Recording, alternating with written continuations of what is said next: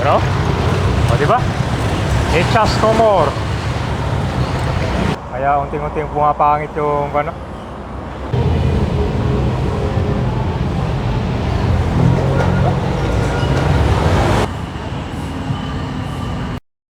Isa rin sa nabanggit ni Yorme sa ika-100 days niya, itong Loton Underpass. Matagal na panahon na rin kasi itong napabayaan at ito ay naging daanan din kasi nagkukonekto sa mga ibang parts sa Manila ng mas mapapabilis. Tulad dito papunta sa Pasig River Esplanade, papuntang Manila City Hall, papuntang Intramuros. So malaga ito. So ito pag-anat paganda nito kabayan, mas magiging benepisyo. Alam niyo naman yung itsura ng underpass no, dumalapit sa may City Hall, di ba? Napakaganda. So ngayon, tingnan natin ang sitwasyon nitong underpass. Alright, so nandito na tayo ngayon sa Quezon Bridge. At ito nakikita nyo kabayan, ito po yung Pasig River Esplanade. Pasig River Esplanade Phase 4. So ito yung pang-apat na stretch dito sa Pasig River Esplanade.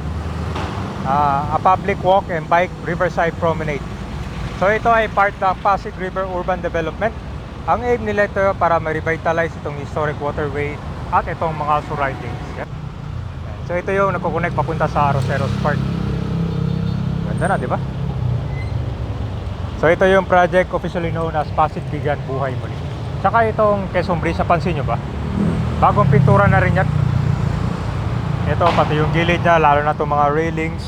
And then ito, wala na yung mga etchas yan.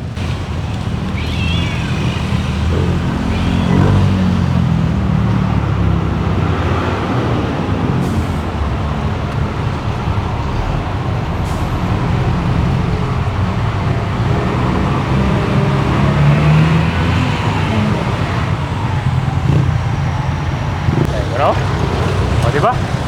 It just no more. Yan yung ako talaga, in action. Grabe yung mga ako dito, balasupas talaga, no? Dami, no? Literal na pinapoy. Pati yung taas, no? Ano eh, ginawang taguan, no? Grabe. Wala pala dito, oh. Yari na to, guys. Tapos meron pa ang pano. Siguro inaakyat nila to.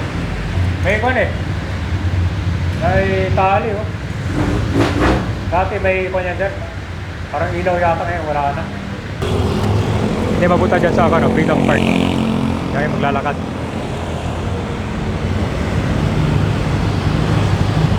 May kailangan ayusan dito guys, so tinami, no? Yung mga iting kabay yan, yung pagsusunog dito ng mga tanso. Kaya unting-unting pumapangit yung ano. Kamakilan lang nung nasagsagan ng rally. Yan naman ay puno ng mga sulat. Graffiti. Kaya kita mo yung mga kulay puti na yan. Yan po yung mga sinulatan nila, binaboy. Tapos agad na may inaksyon ng Manila yan, pinuntara nila agad. So kanyan, dagdag tosca sa Manila, di ba? Kanyang katindi yung mga kandito. Binaboy pa na, dinamay pa yung Manila. Ito yung Loton Underpass kayo, no? So ito na yung Loton Underpass kayo. Nabanggit ni Orme sa ika-100 days siya na merong kasama sa plan to na gagawin niya para sa 10-year Comprehensive Development Plan present ni Mayor Isko Moreno. So, bakit nga ba importante itong pag-develop ng underpass? Dahil ito yung makatulong sa mga tao under sa busy roads, safety between Loton City Hall Post at saka papunta sa Intramuros area. So, mag-improve ito, it will make the walking on the new Pasig River Esplanade Phase 4 mas mabilis at saka safer. Matagal na rin kasi yung taon to napabayaan itong underpass kabay. Sila may mga tiles niya, sira-sira na rin dyan. So, malaking tulong to sa paggagawing redevelopment. Yan. So kasama sa urban renewal and safety, ito yung paglinis at lighting, better urban image for visitors and commuters. Sa kabilang side, no? Yan, babaan din ng mga jeep yan, sakayan. Dito din sa kabila. Ginagawa kasi isang tirahan dyan. No? Nagiging pa rin, bahay. Pwede pa gawing ads dito, no? Sayang na ito. Dito, pero basura dyan. Wala naman eh. Ayun, naging basura dyan. Ito yung itsura sa babaw. Bagan. Sayang. Sana ma-develop nito, no? Malaking tulong dito para sa mga tao. Urban development. Dito pwede pang gawing commercial shops dito. Gilid. Ito naman yung papuntang Santa Cruz. Dito kasi ito bagong flashing lang. Mabilis hindi siya madumihan. Dito. Yan, puro mga basura na rito. Diba? At yung mga ilaw niya, sira-sira na rin. Saba, hindi na gumagana.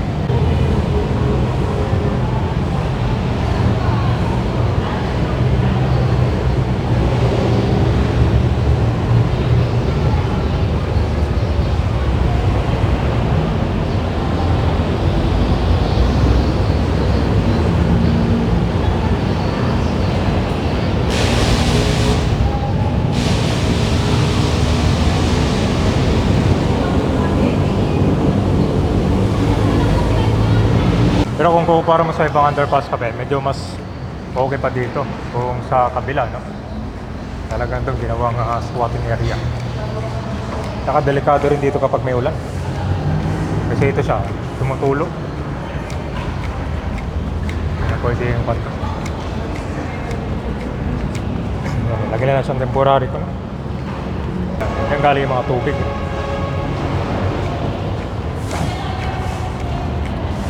Dito. Ang dami yung tulo. Literal na hindi naman mapapakilibangan, no? Kaunting ulan lang yan. Napakadelikado. Tignan mo rin dyan. Pag tumutulo.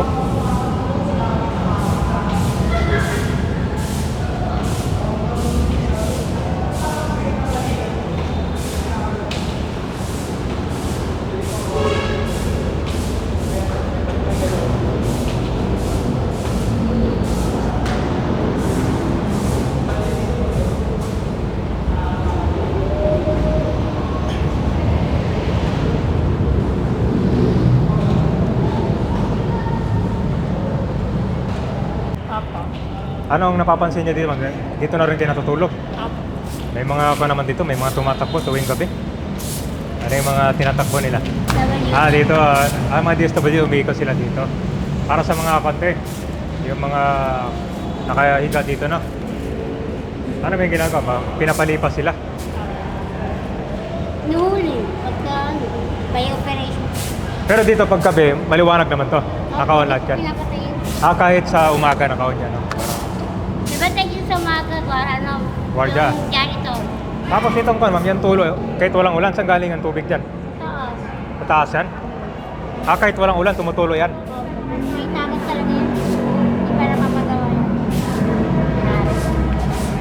Saan napapabalitaan mo ba dito ma'am na may gagawin dito redevelopment? Napapabalitaan nyo yan? Wala pa? May gagawin daw bago dito, hindi na pa napapabalitaan?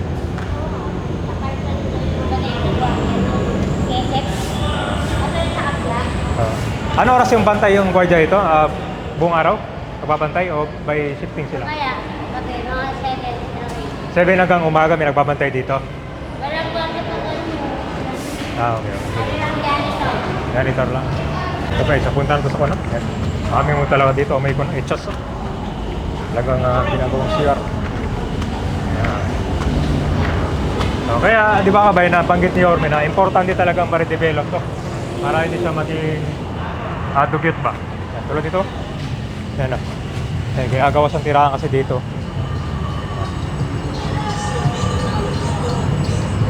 So, di ba?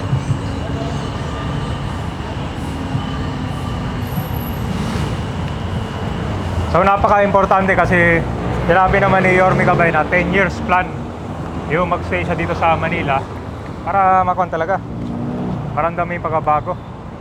So itong plan na enhance itong Loton Underpass ay kasama sa efforts para ma-further improve yung pedestrian links and public safety quality.